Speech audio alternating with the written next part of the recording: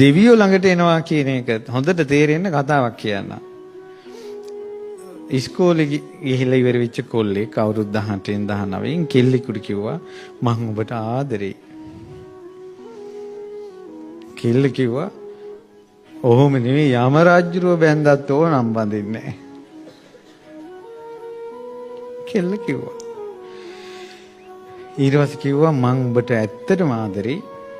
උඹ දන්නවා මං පාටි වලට ගිහිල්ලා බීලා වැටිලා තියෙනවා. උඹගේ ආදරය වෙනුවෙන් මං අද ඉඳලා බොන්නේ නැහැ කිව්වා. කෙල්ල ඌව ප්‍රතික්ෂේප කළා. එයා බොන්නේ නැතුන් හිටියා. ඊට පස්සේ ආයි මොන ගහනවනේ. මොන ගහනකොට හිත පෑරෙනවනේ. දැන් කෙල්ල දකින්නවා කෙල්ල අහක බලාන යනවා. එතකොට ඇවිල්ලා එයා මොකද කරන්නේ?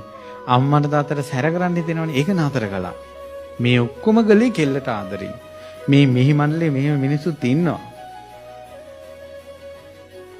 දුප්පත් කොල්ලා කොරියන් විභාගෙ ලියලා කොරියාවේ ගියා.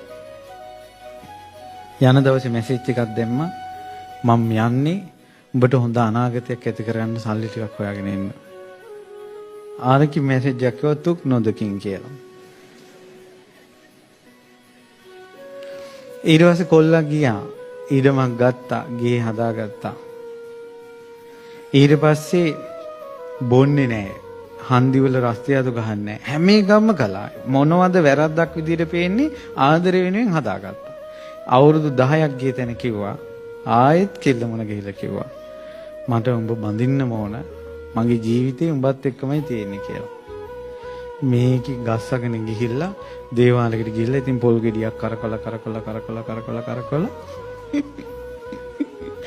ගැහුවා මේක නම් එපා ගියා.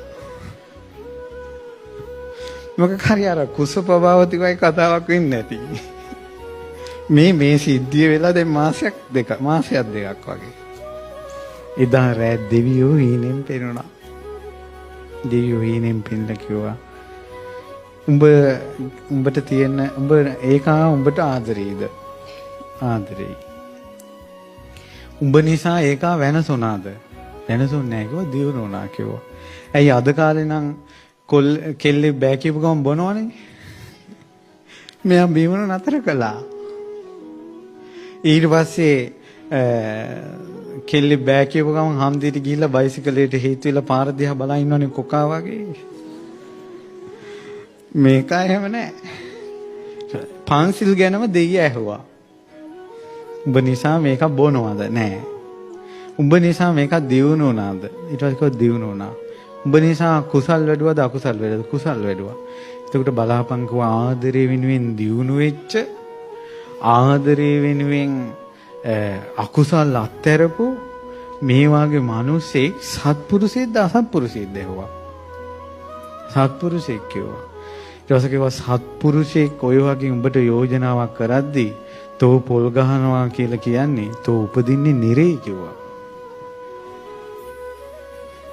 ආයෙ ආවොත් පොල් ගෙඩියක් අරගෙන තෝගේ ඔළුවේ ගහනවා කිව්වා. පහුවදා කියලා කැමති වුණා. එහෙනම් හොඳ කොල්ලන්න කපුකම් කරන්නේ කවුද? දෙයියෝ.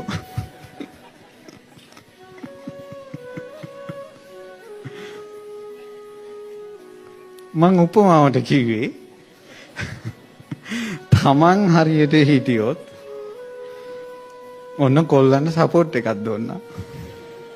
පව් අත්තරපල්ලා. බොනේ ආදරය වෙනුවෙන් බොනේ එක අත්තරින එක. ආදරය වෙනුවෙන් හොර මරකම් අත්තරින එක. ආදරය වෙනුවෙන් වල් කතා අත්තරින එක. ආදරය වෙනුවෙන් බොරු කියන එක අත්තරින එක. දැන් බලන්න අද කාලේ ආදරය කියලා පංච දුස්චරිතේමනේ. දෙවියෙක් කිට්ටු වෙන්නේ නැහැ.